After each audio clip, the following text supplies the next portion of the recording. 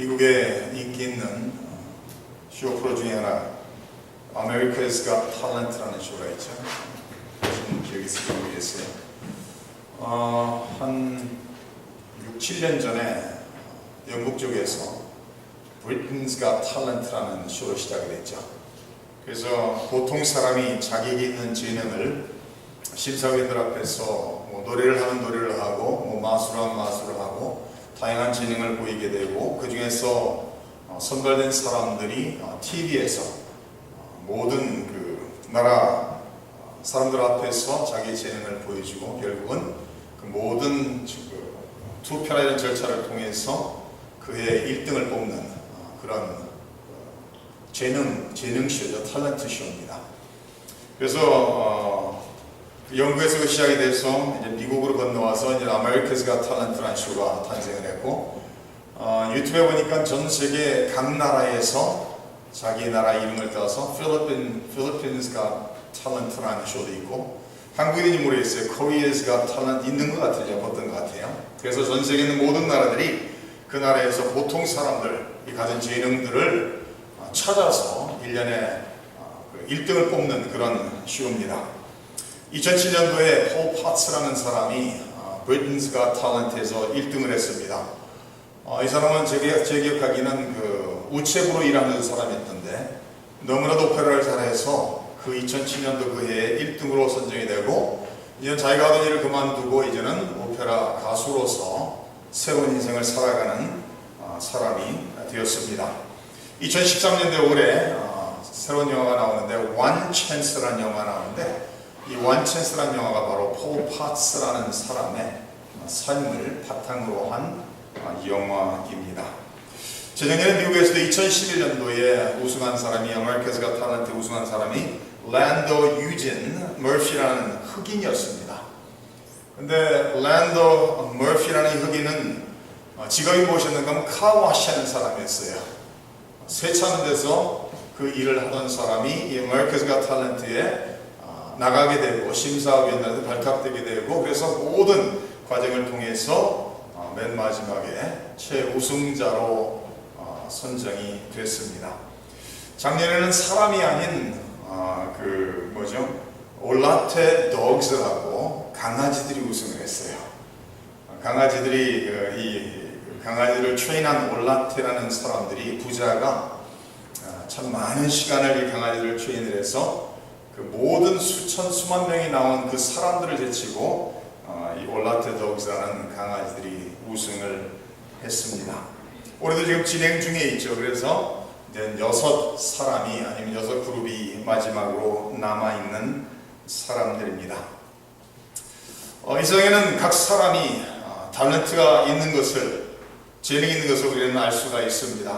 근데 오늘 성경을 보면은 저희가 지난주에 이 출애굽기 3장을 보면서 모세가 자기에게 탤런트가 있고 자기에게 능력이 있다라고 할 때는 하나님께서 부르시지도 않고 사용하시지도 않다가 40년 미디안 광야 생활 훈련을 통해, 연단을 통해서 완전히 모든 것을 내려놓고 포기한 그런 상황 속에서, 그리고 나이도 80세가 돼서 어쩌면 인생을 마무리할 준비를 하는 그런 단계에 와 있는 모세를 하나님께서 부르시고 만나주시고 하나님이 사명을 주시고 있는 3장 내용을 보았습니다. 오늘 4장 속에서 계속해서 모세가 여러 가지 제의를 말하면서 나는 할 수 없다라는 그런 측면에서 계속 발언하고 있는 모세의 모습을 볼 수가 있습니다. 만약에 2013년도에 하나님의 일을 할 수 있는 사람을 발굴하는 컨테스트가 있다면, 하나님의 나라를 위해서, 하나님의 영광을 위해서 일할 수 있는 사람을 찾는 탤런트쇼다, 컨테스트를 한다면 어떤 사람이 모이겠습니까? 아마 세계 각지에서 나름대로 능력이 있는 사람들, 나름대로 특별한 재능이 있는 사람들이 모여서 나는 이런 재능이 있기에 하나님의 나라를 위해서, 하나님의 영광을 위해서 힘있게 감당할 수 있습니다라고 사람들이 출연하게 될 것입니다. 그럼 우리가 성경을 통해서 볼 수 있는 것은, 하나님께서는 나에게 능력이 있다, 나에게 재능이 있다, 내가 모든 것을 할 수 있다라고 말하는 사람을 부르시고 사용하시는 것이 아니라, 하나님은 지극히 보통 지극히 어쩌면은 나는 할 수 없다라고 어쩌면 모든 것을 내려놓고 포기한 사람을 부르시고 사용하시는 것을 볼 수가 있습니다. 모세가 40년 동안 모든 훈련을 받고 모든 준비를 하고 모든 것을 할 수 있다는 자신감이 있을 때는 하나님께서 부르시지도 않고 사용하시지도 않으셨습니다. 그러나 80세가 돼서 이제 나는 아무것도 할 수 없다라는 그런 상황 속에 하나님이 모세를 만나시고 부르시고 사명을 주시는 것을 볼 수가 있습니다. 그래서 모세가 계속해서 변명을 늘어놓는 그런 내용을 통해서 우리가 알 수 있었던 것은 왜 하나님께서는 나를 부르시냐라고 질문하고 있는 모세. 나는 능력이 없고 이것을 감당할 수 없는, 나는 애굽 사람이, 애굽 왕이 바로가 무서워서 그 나라를 도망해 나온 사람인데 나에게 다시 그 나라로 돌아가서 바로 왕 향해서 그 강대국을 향해서 나의 민족을, 하나님의 백성을 보내달라고 말한다는 것은 나는 적합한 사람이 아니라는 것을 거듭 여러 가지 변명을 통해서 모세는 말하고 있는 것을 볼 수가 있습니다. 저희가 지난주에 이미 본 3장 11절에 모세가 하나님께 아뢰되 내가 누구이기에 바로에게 가며 이스라엘 자손을 애굽에서 인도하여 내리까? 내가 누구이기에, 내게 무슨 능력이 있고 무슨 권한이 있고 무슨 힘이 있기에 내가 이스라엘 자손을 위해서 애굽에서 인도할 수 있겠습니까? 라고 말하고 있죠. 하나님께서 모세와 함께 하겠다라고 약속하심에도 불구하고 계속해서 변명을 늘어놓고 있는 것을 볼 수가 있습니다. 그 과정 속에 4장 1절에 이렇게 말하고 있습니다. 모세가 대답하여 이르되 그러나 그들이 나를 믿지 아니하며 내 말을 듣지 아니하고 이르기를 여호와께서 내게 나타나지 아니하셨다 하리이다. 만약에 그 백성들이 갔는데 하나님이 나를 보내셨다고, 하나님의 이름이 무엇이냐 그러면 스스로 있는 자로 하나님께 말씀하셨죠. 그런 모든 말을 했음에도 불구하고 그 백성들이 나를 믿지 않고 내 말을 듣지 않고 하나님이 내게 나타나지 않으셨다 할 것이라는 거예요. 그들이 내 말을 믿지 않을 것이요 내 말을 듣지 않을 것이요 더 나아가서는 하나님이 너에게 나타나지 않았다라고, 하나님이 너에게 나타났다는 것을 우리가 믿을 수 없다라고 말하면은 어떻게 하겠습니까? 그래서 하나님께서 2절에서 9절까지 세 가지의 기적의 표징들을 보여주시고 있어요. 두 가지의 기적의 표징은 하나님께서 직접 모세 앞에서 당장 보여주시는 것이고, 9절에 가서는 세 번째 표징은 애굽에 가서 지금 내가 본 이 두 가지의 기적의 표징을 믿지 않는다면은 세 번째로 나일강에서 물을 떠다가 그것을 부을 때 그것이 피가 되는 세 번째 표적을 믿을 것이라고 하나님께서 말씀하시고 있습니다. 하나님께서 이전에 말씀하시죠. 여호와께서 그에게 이르시되 내 손에 있는 것이 무엇이냐? 그가 이르되 지팡이니이다. 그것을 땅에 던지라고 말씀하시죠. 땅에 던지니 그것이 곧 뱀으로 변했다라고 성경은 말합니다. 모세는 자기가 들고 있던 지팡이를 땅에 던졌을 때 뱀으로 변하여 꿈틀거리고 움직임을 바라보면서 두려워서 피했다라고 성경은 말합니다. 하나님께서 다시 모세에게 말합니다. 내 손을 내밀어 그 꼬리를 잡으라. 모세가 반신반의하면서 손을 내밀어 꼬리를 잡았을 때 그 뱀이 다시 자기의 지팡이로 변했다라고 성경은 말합니다. 그래서 하나님께서 오늘에 이는 그들에게 그들의 조상의 하나님 곧 아브라함의 하나님, 이삭의 하나님, 야곱의 하나님 여호와가 내게 나타난 줄을 믿게 하려 함이라. 지팡이가 뱀으로 변하는 기적을 통해서 하나님께서 모세에게 분명히 나타나시고 하나님께서 모세에게 분명히 사명을 주셨다는 것을 그들로 하여금 믿을 수 있게 하기 위해서 이런 기적의 표징을 그들 앞에서 행하라고 하나님께서 말씀하십니다. 근데 사실은 이스라엘 백성들이 믿기 전에 하나님께서는 모세를 믿게 하시기 위해서 이런 기적의 표징을 행하시고 있는 것을 볼 수가 있습니다. 두 번째 기적의 표징은 6절에 나와 있죠. 여호와께서 또 그에게 이르시되 내 손을 품에 넣으라 하시매 그가 손을 품에 넣었다가 내어보니 그의 손이 나병이 생겨 눈같이 된지라. 하나님께서 다시 말합니다. 다시 구멍에 넣어라. 넣었다가 다시 빼니까 이제는 그전과 본래의 살로 되돌아왔다라고 7절에 기록하고 있습니다.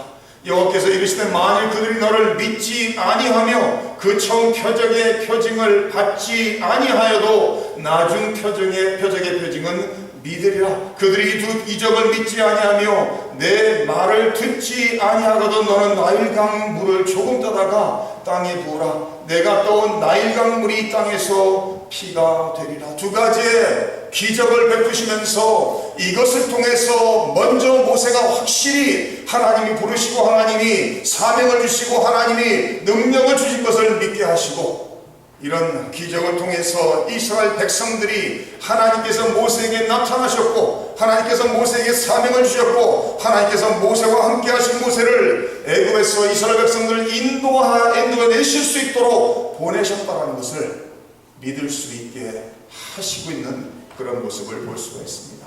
만약 이 두 가지의 기적의 표징을 믿지 않는다면 나일강에서 물을 떠다가 이것을 보았을 때 피로 변하는 것을 보고 그들이 믿을 것이라고 말합니다.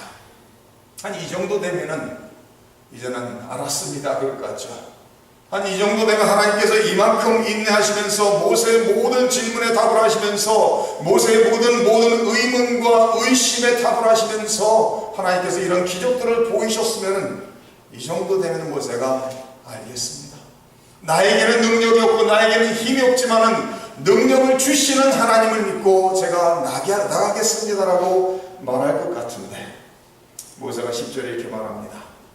여호와께 아뢰되 오 주여 나는 본래 말을 잘하지 못하는 자니이다. 주께서 주의 종에게 명령하신 후에도 역시 그러하니 나는 입이 뻣뻣하고 혀가 둔한 자니이다. 아마도 모세가 말을 유창하게 잘하는 사람은 분명히 아니었던 것 같습니다. 한평생은 80년 생을 살아가면서 말주변이 없었던 것을 자신이 스스로 잘 알고 있었습니다. 그래서 하나님께 말하고 있죠.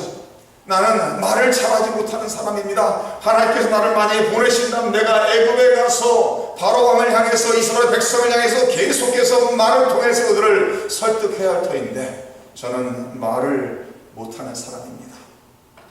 그래서 하나님께 자기의 약점과 부족한 부분을 말하면서 나는 입이 뻣뻣하고 혀가 둔한 사람임이라고 말했을 때 하나님께서 이렇게 말하시죠. 눈을 누가 만들었느냐? 눈을 누가 만들어 보게 하고 귀를 누가 만들어 듣게 하고 입을 누가 만들어 말하게 하느냐라고 말씀하시면서 12절에 이렇게 말씀하십니다. 이제 가라. 내가 내 입과 함께 있어서 할 말을 가르치리라. 내가 눈을 만들었다. 내가 귀를 만들었다. 내가 입을 만들었다. 내가 천하 만물을 창조한 창조주다. 내가 입을 만들고 너와 함께하고 내가 할 말을 내가 주겠사오니 이제는 가라고 하나님께서 명령합니다.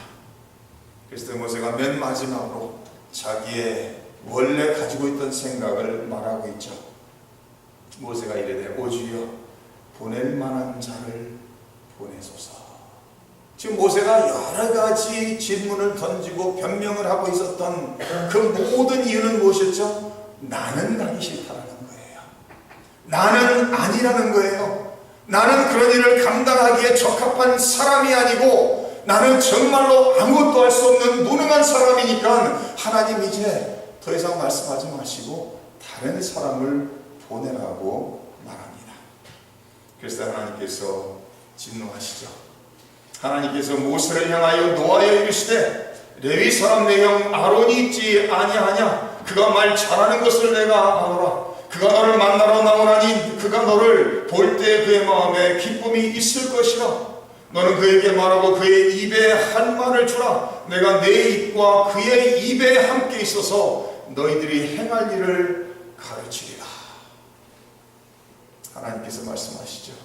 내가 정말 말주변이 없어서 못할 것 같다면 내 형 너보다 훨씬 더 말을 잘하는 세상 위의 형인 아론을 내가 너와 붙여주겠다.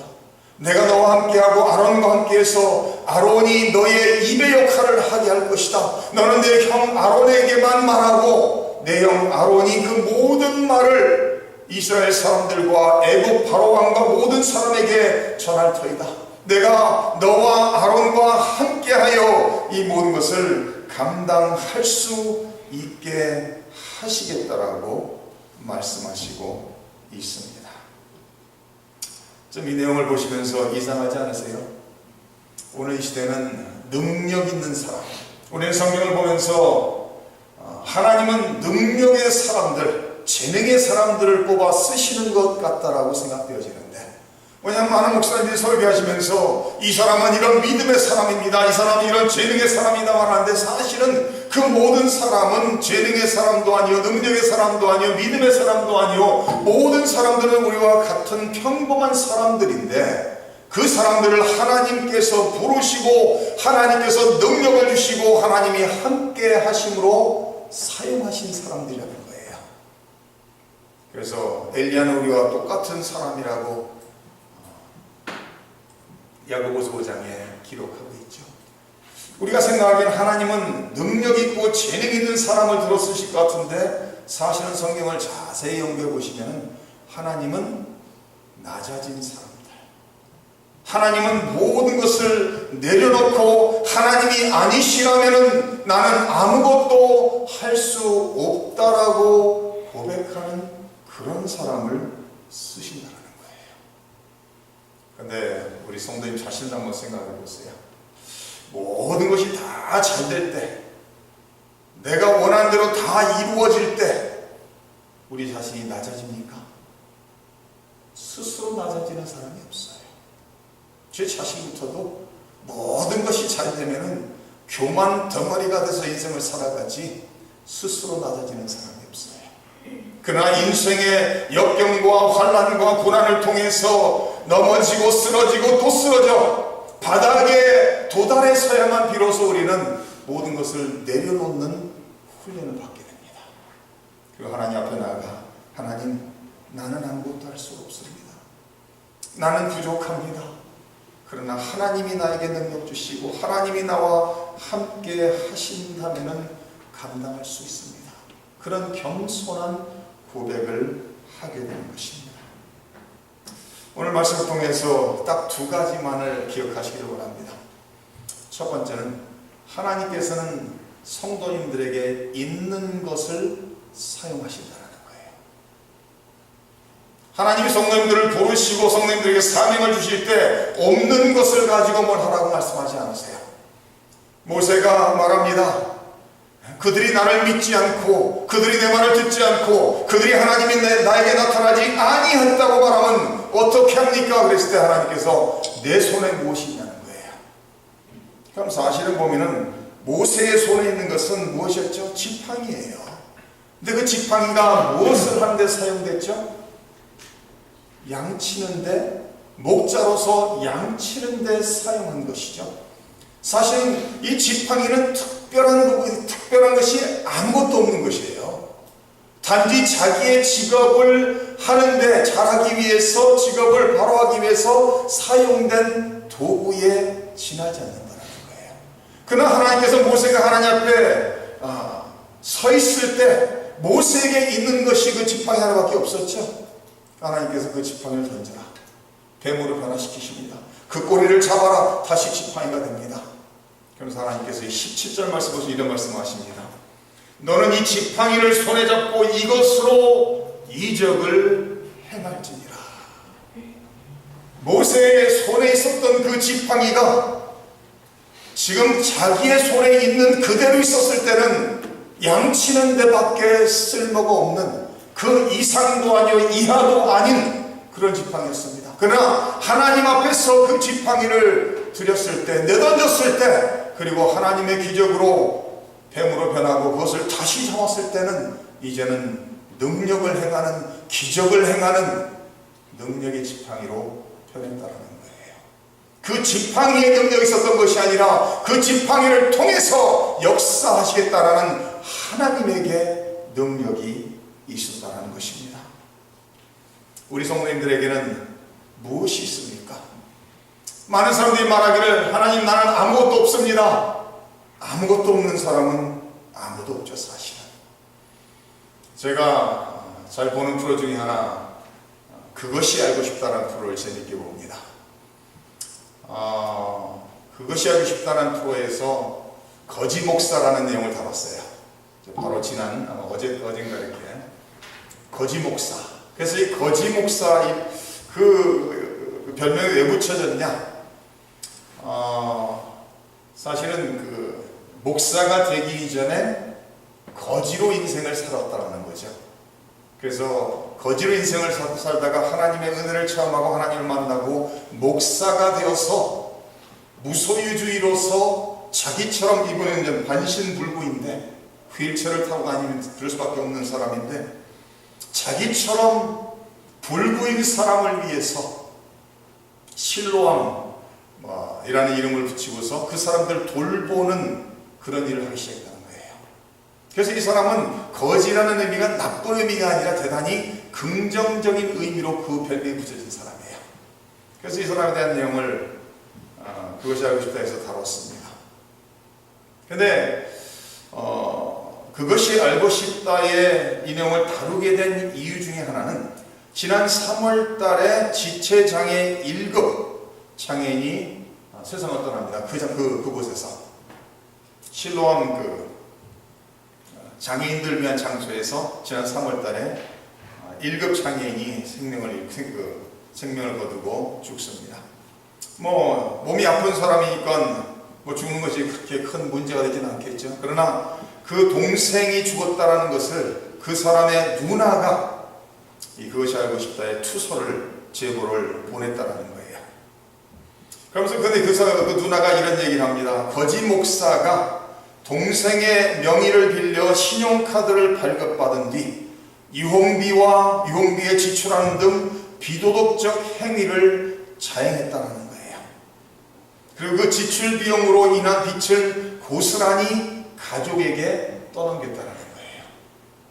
그래서 지난 3월달에 자기 동생이 그곳에서 죽고 난 후에 이제 빌 같은 것이 날라오는데 수억의 돈이 날라왔다는 거예요. 그래서 그 모든 뒷조사를 해보니까 이 거지 목사라는 사람이 휠체어를 타고 다니면서 실로암 장소, 거기에 이제 장애인들이 함께 사는 그 장소를 만들어 놓고 그 사람들을 통해서 TV에 많이 방송이 되면서 후원금을 무지하게 많이 받았다는 거예요. 그래서 결국 그 후원금을 어디에 썼느냐? 자기 마음대로 이런 유흥업소를 찾아다니면서 참 도덕적으로 잘못된 악한 그런 행위를 계속했다는 거예요. 그러면서 실로암 그것을 찾아갔더니 그 목사가 없었다는 겁니다. 그래서 출국했다는 거예요. 그래서 출국한 원인을 뒷조사해 보니까 다른 나라에 뱀을 먹기 위해서 갔다는 거예요. 그래서 왜 뱀을 먹으러 가느냐? 정력이 좋기 때문에 뱀을 먹으러 다른 나라에 출국했다는 거예요.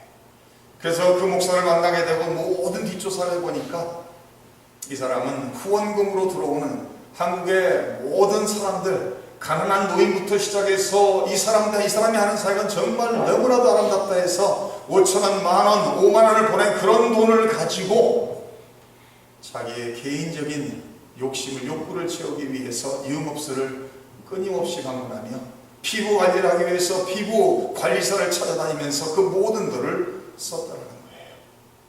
이 사람은 자기가 태어날 때 반신불구로 태어났다는 것을 악용해서 사기치는 일을 했다는 거예요. 그래서 그것이 알고 싶다 모든 뒷조사를 해봤더니 이 사람이 총신대학을 마치고 대학원을 마치고 저희 장로교단에 속한 목사라고 얘기를 했는데 쭉 다 뒷조사를 해봤더니 총신대학을 다닌 적도 없고 졸업하신 적도 없고 그 장로교단에 전화했더니 이런 목사는 없다라는 거예요.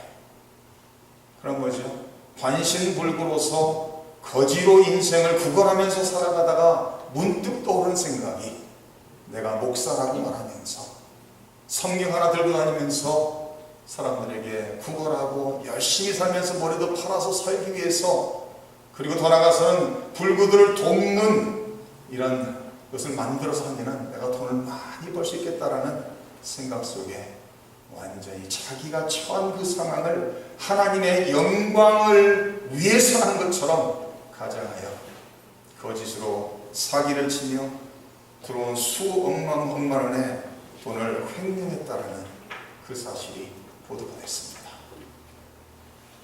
그 반면 자니 에릭슨 타다라는 사람은 1969년도에 7살의 나이에 다이빙을 하다가 다치게 돼서 전신불구가 돼서 나는 더 이상 살 가치가 없다, 살 이유가 없다 하면서 여러 번 자살을 시도했지만 하나님께서 자살하지 못하게 하시고 결국은 1973, 4년대 빌리그람 목사님과 함께 돌아다니면서 간증을 하면서 입에다가 연필을 묶고 스케치를 하면서 입에다 붓을 물고 그림을 그리기 시작하면서 전 세계에 간증을 하고 돌아다니다가 이제는 40여 년이 지나면서 자니 에릭슨 타다를 통해서 하나님께서 하신 사역은 전신불구가 되어 있는 고난 속에 괴로움 속에 있는 그런 상황을 통해서도 하나님께서 그 여자분을 사용하여 전 세계에 있는 불구들을 위해 휠체어를 제공하는 그런 엄청 큰 단체로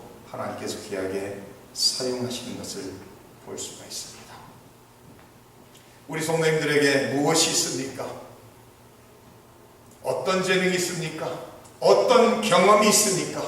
어떤 어려움과 고난을 통과했습니까? 우리 하나님께서는 그 모든 것을 다 사용하실 수 있는 하나님이시라는 거예요. 하나님을 사랑하는 자, 그 뜻대로 부르심을 입은 자들에게는 하나님께서 모든 것을 완벽하여 선을 이루신다라고 말씀하고 있습니다. 두 번째로 한 가지만 더 말씀드립니다. 첫 번째로 하나님은 하나님의 백성을, 자녀를 부르시고 사명을 주실 때 있는 것을 가지고 사용하십니다. 두 번째로 없는 것은 하나님께서 공급해 주시고 사용하십니다. 이해되세요? 있는 것을 하나님이 사용하시고 그리고 나에게 이런 것이 없다라고 하면은 하나님의 역사를 이루기 위해서 필요한 모든 것을 하나님이 공급해 주신다는 거예요. 제가 금요 예배 때는 이렇게 종종 말씀을 드려요. 금요 예배 때는 이렇게 말씀을 좀 깊이 있게 시간을 가지고 다루고 있는데 한번 생각해 보세요. 하나님이 주시는 명령을 잠깐 생각해 보세요. 성경에는 하나님께서 명령을 주시는 게 대부분이죠. 그죠? 하나님께서 성경에 거룩하고 싶으면 거룩하고 거룩하기 싫으면 거룩하지 말라 이러지는 않으세요. 하나님께서 사랑할 만한 사람은 사랑하고 원수 같은 사람은 미워하라 그렇게 말씀하세요. 그러면 얼마나 좋겠어요. 그죠? 내 오른뺨을 때리는 사람에게 왼뺨을 들이대라 이게 말이 됩니까? 하나님께서 내가 거룩하니 너희도 거룩하라 그게 이해가 되세요? 내가 완전하니 너희도 완전하라 그게 말이 됩니까? 하나님과 똑같이 되라고 하나님께서 명령을 하고 계세요. 내 이웃을 내 몸과 같이 사랑하라 대단히 쉽게 들리죠? 그러나 그것을 실천한다는 것이 사실 인간적으로 불가능할 수가 있습니다. 내 원수까지도 사랑하라. 사랑하는 성도님들, 원수는커녕 내 가족들을 다 사랑하기도 쉽지 않을 때가 있지 않습니까? 원수는커녕 내 이웃이 나한테 조금 잘못하면은 그 사람을 미워하는 마음으로 가득 차지 않습니까? 원수도 사랑하라. 너를 핍박하는 자를 위해서 기도하라. 기도가 나옵니까? 한번 생각해 보세요. 하나님이 주시는 명령들이 과연 우리의 힘으로 능력으로 가능한 명령들인가? 사실 깊이 생각해 보면요, 하나님이 주시는 명령들은 대부분이 불가능한 거예요. 십계명에 살인하지 말라 했잖아요. 근데 예수님께서 뭐라고 말씀하시죠? 내 형제를 미워하는 자는 살인자라고 말하고 있습니다. 그럼 우리는 모두 다 살인자라는 거예요. 가늠하지 말라라고 십계명에 명령하고 있습니다. 근데 예수님께서 다른 남자가 여자를 보고 안 좋은 마음을 품으면 가늠한 사람이다. 그럼 이 세상에 있는 모든 사람은 가늠자일 수밖에 없다는 거예요. 다시 말해서 성경에서 하나님이 주시는, 예수 주시는 모든 명령들은 인간의 힘으로는 가능치 않은 명령들이라는 거예요. 근데 누가 명령하세요? 하나님이 명령하세요. 그렇게 하라는 거예요.